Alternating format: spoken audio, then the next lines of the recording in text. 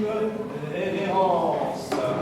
Appelé à servir les desseins plus grands au sein de notre gouvernement, je vous prie d'applaudir bien fort Monsieur Martel.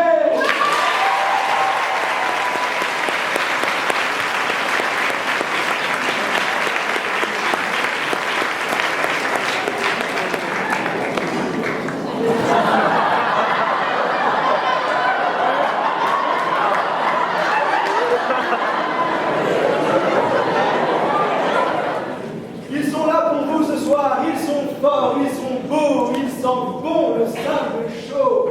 Et ils vont se battre sur un sujet qui, ma foi, la pudeur ne pourrait me permettre de prononcer. Faut-il couper la mèche de Monsieur Puig?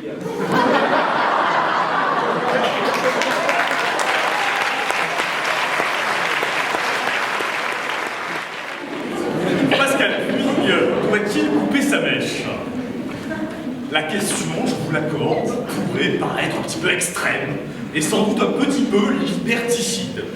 De quel droit se mêlerait-on du désordre capillaire du doyen honoraire Pascal Puig? Pourtant, il n'est pas ici question de liberté d'un individu, mais de l'image collective de la communauté des juristes. Pascal Puig, en éminent représentant de nos facultés de droit, en est devenu, pour ainsi dire, le corps mystique de la faculté. Et comme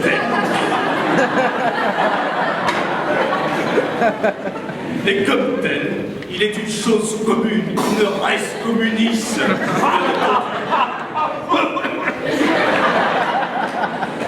Il est l'étendard derrière lequel nous nous unissons. Et dès lors, la véritable question est la suivante. Voulons-nous un étendard méchu? Que l'on ne s'y trompe pas, la question est véritablement juridique.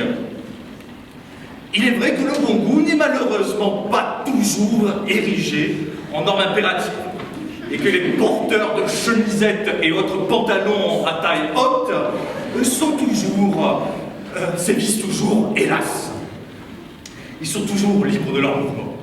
Néanmoins, aussi vrai qu'il serait criminel d'affubler le David de Michel-Ange d'un slip de bain fluorescent,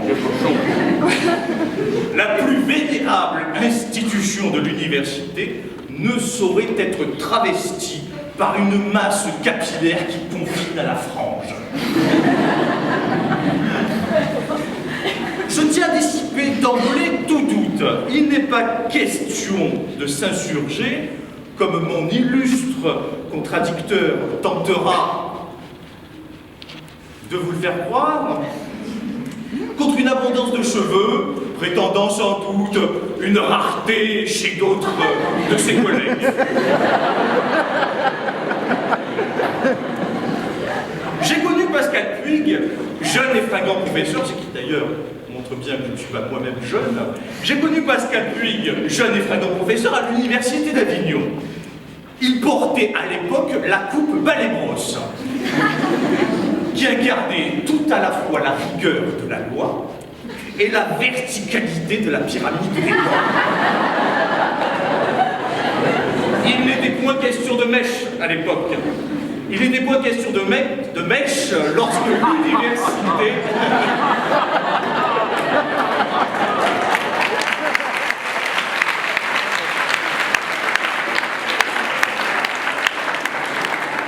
Il n'était nullement question de mèche lorsque l'université l'a désigné comme son champion. D'ailleurs, il convient de s'entendre sur ce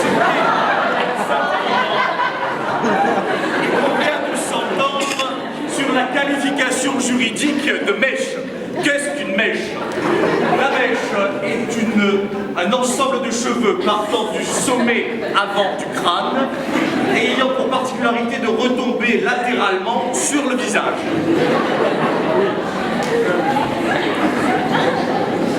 La précision, la qualification, et ce n'est n'est pas mon contradicteur qui le dira, la qualification juridique exacte amène un régime juridique exact. Oui, ça s'intéresse à l'université. Oui. Pratique. Il n'est donc pas question de discuter d'autres épineuses questions comme le juriste peut-il arborer une crête ou porter une queue longue. Non, là n'est pas la question. Non. Ainsi précisé, il convient sans doute de traiter assez rapidement le sujet en évoquant les raisons bien présentes de couper cette mèche et d'oublier cette sinistre coupe. Déléguer la table, pour ainsi dire, il existe au moins 2 arguments forts pour condamner la mèche de Pascal Puig. Il s'agit tout d'abord, comme vous le verrez, d'une dangereuse perte d'identité des facultés de droit françaises. Ensuite, ce rideau capillaire trahit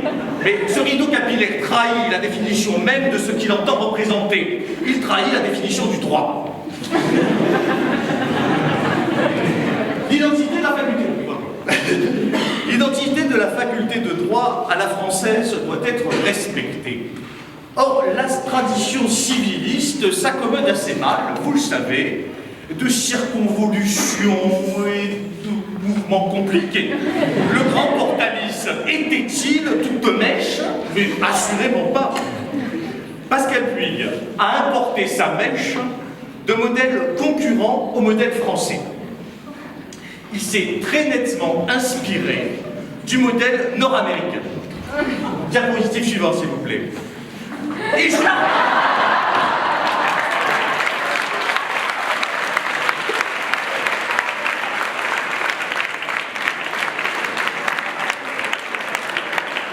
Il suffit d'ouvrir les yeux. Il est à la fois inspiré de la période ingrate de Justin Bieber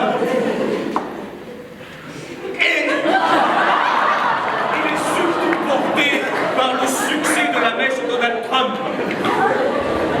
Je vous pose simplement la question. Voulons-nous soumettre les facultés de droit françaises à ces modèles? Non. Tolérerons-nous longtemps encore cet affront? Insurgerons-nous contre l'impérialisme nord-américain et la mèche de Pascal Puig? Pascal Puig doit revenir à plus de raison et adopter une coiffure légicentriste. Par ailleurs, je l'annonçais, la mèche de Pascal Puig n'est pas conforme à l'idée même de ce qu'est la règle de droit. Nous savons tous, vous savez tous, je le sais que vous le savez, parce que c'est moi qui vous l'ai dit. Nous savons tous, n'est-ce pas, qu'il est de la nature de la règle de droit d'être générale. Or, cette mèche n'est absolument pas généralisable, on en juge plutôt par les images.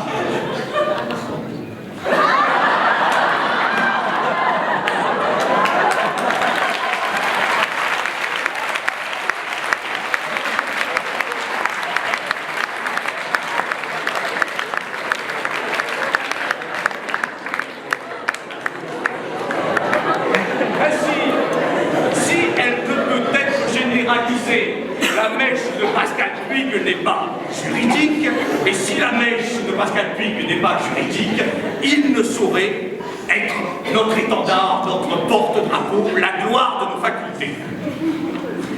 Si elle n'est pas généralisable, la mèche de Pascal Puig s'analyse non pas comme une règle de droit, mais comme un privilège. Privilèges qui ont été abolis la nuit du 4 août de 1789. Abolissons la mèche de Pascal Puig. D'autre part, cette mèche n'est pas dans l'air du temps. Certes, être dans le vent et le destin d'une feuille morte, mais ce n'est pas une raison pour se transformer en sol pleureur bien vivant. La coupe de Pascal Puig ne correspond pas aux enjeux d'avenir de réduction des gaz à effet de serre. Il n'est pas éco-responsable d'arborer une telle masse capillaire qui entraîne inéluctablement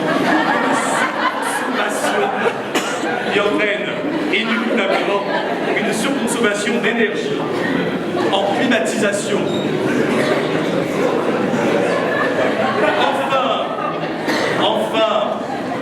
Enfin, je vois bien que mon contradicteur tente de troubler voulait l'assistance par des mimiques clownesques, mais enfin et surtout, l'avenir. Et surtout, l'avenir est à la simplification du droit, je vous le dis. Le droit doit tendre vers des lignes pures et des règles simples. Il faut le débarrasser de toutes ces ramifications inutiles. Comment y parvenir si les plus éminents juristes demeurent aussi touffus? Élagon, Pascal Puig. Je vous remercie.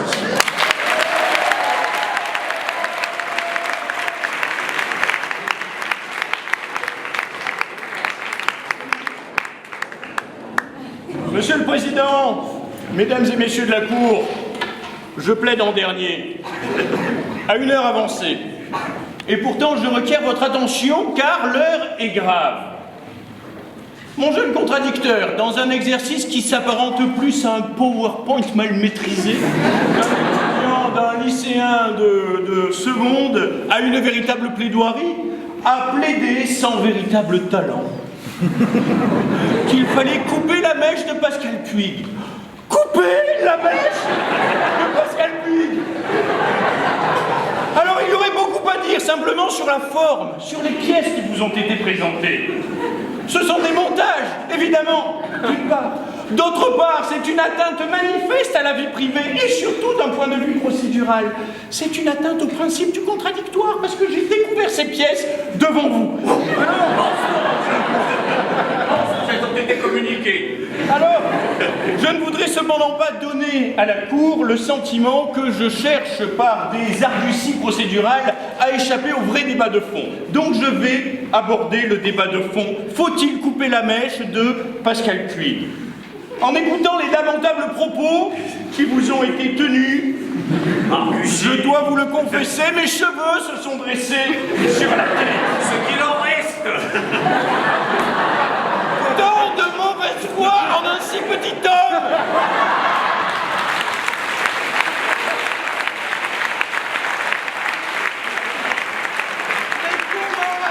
Mais comment a-t-elle fait la mauvaise foi pour y rentrer et pour y rester? Car enfin, osez comparer la mèche de Pascal Puig à celle de Donald Trump. C'est immonde! C'est chercher à vous convaincre que d'un côté, il y aurait les chevelus qui sont nécessairement vicieux, et d'un autre côté, les chauves, les dégarnis de la tonsure, du côté duquel serait la vertu, alors qu'il n'en est rien. Il est des chevelus merveilleux et des chevelus pathétiques, tout comme les chauves. Et pour s'en convaincre, il suffit de convoquer à cette barre Monsieur Propre, c'est un gentil chauve, et Damien Deschamps, c'est un méchant chauve.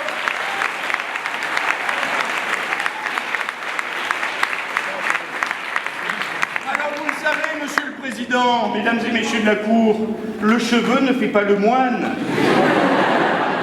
Et je sais que vous n'avez pas été de mèche avec mon contradicteur. Je sais que vous avez trouvé que son argumentation était tirée par les cheveux et que finalement il ne faisait rien d'autre que couper les cheveux en quatre. Car enfin l'attitude qu'il a adoptée, c'est celle de la tyrannie capillaire. C'est celle de la dictature de la tonsure. En réalité, il n'y a dans notre droit rien, il n'y a aucun texte qui impose que l'on coupe la mèche de Pascal Puig. Chercherait-on dans le Code civil? Il n'y a rien. Chercherait-on dans le statut des enseignants-chercheurs? Il n'y a rien. Chercherait-on dans le règlement intérieur de la faculté de droit et d'économie? Il n'y a rien. Chercherait-on dans la Constitution? Mais... oui, mais ce n'est pas vraiment du droit. Alors vous le savez, tout ce qui n'est pas interdit par la loi est nécessairement permis aussi. Je voudrais vous convaincre, Monsieur le Président, Mesdames et Messieurs de la Cour, de l'existence d'un principe fondamental, de l'existence d'un principe fondateur dans notre République démocratique.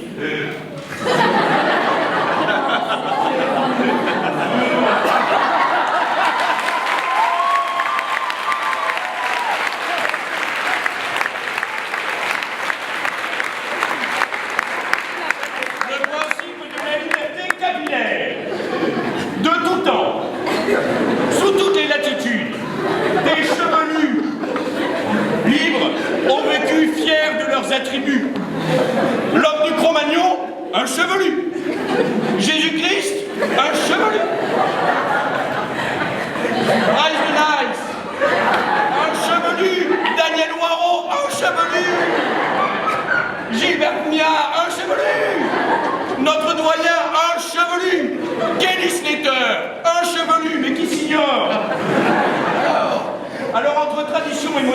placé dans un contexte d'organisation. Pascal Puig, tout comme Max Vernier, est un digne continuateur de cette grande lignée de chevelus. Et je ne voudrais pas vendre la mèche, mais je pense que Pascal Puig tire sa force de sa mèche. Il est comme Samson. Et pour vous en convaincre, je voudrais vous donner lecture de certaines lignes de Pascal Puig. Je suis obligé de les citer pour être certain de ne pas trahir la pensée de l'auteur. Je cite, ouvrez les guillemets. Comme l'a excellemment montré Jean-Baptiste Seul, la question est complexe. Est-ce que vous sentez ce rythme? Est-ce que vous sentez la justesse du propos? Est-ce que vous sentez la profondeur de l'analyse? Comme l'a excellemment montré Jean-Baptiste Seul. C'est beau! Comme c'est profond! Mais aussi, immédiatement, je vous pose la question. Pensez-vous qu'un chauve ait pu écrire une ligne aussi belle? Assurément pas! Assurément pas! Pascal Puig a besoin de sa mèche. Il ne doit pas terminer comme Damien Deschamps, comme David Martel, ou comme Bernard Minoré, qui sont des handicapés. La mèche de Pascal Puig est indissociable de cette personnalité. Et oui, Pascal Puig est le Justin Bieber des salles de cours.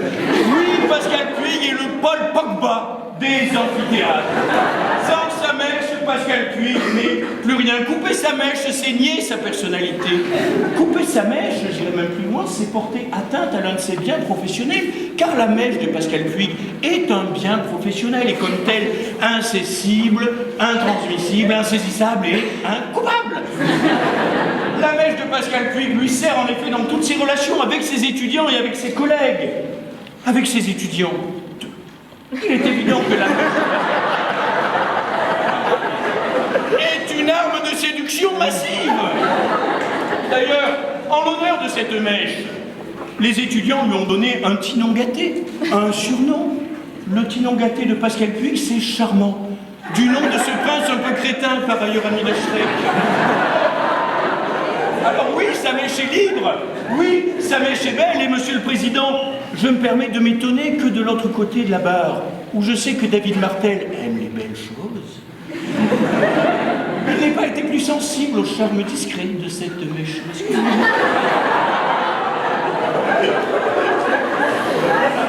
Mais la mèche de Pascal Puig lui sert également dans ses relations avec ses collègues. En effet, quand il était doyen et qu'il cherchait à fédérer ses collègues autour d'un projet nécessairement fédérateur, eh bien il leur parlait comme parlait Henri IV à ses troupes avant la bataille d'Ivry. Suivez cette mèche et vous serez sur le chemin de la gloire et de l'honneur. On voit où cela l'a mené. Il est actuellement au ski et nous sommes là.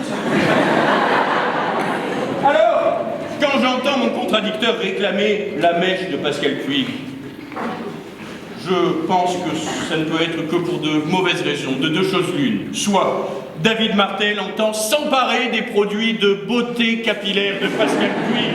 Et quand j'imagine cela, eh bien j'ai envie de lui jeter à la figure cette citation célèbre d'un grand penseur du début du XXIe siècle. T'es une fille et t'as pas de shampoing. Non.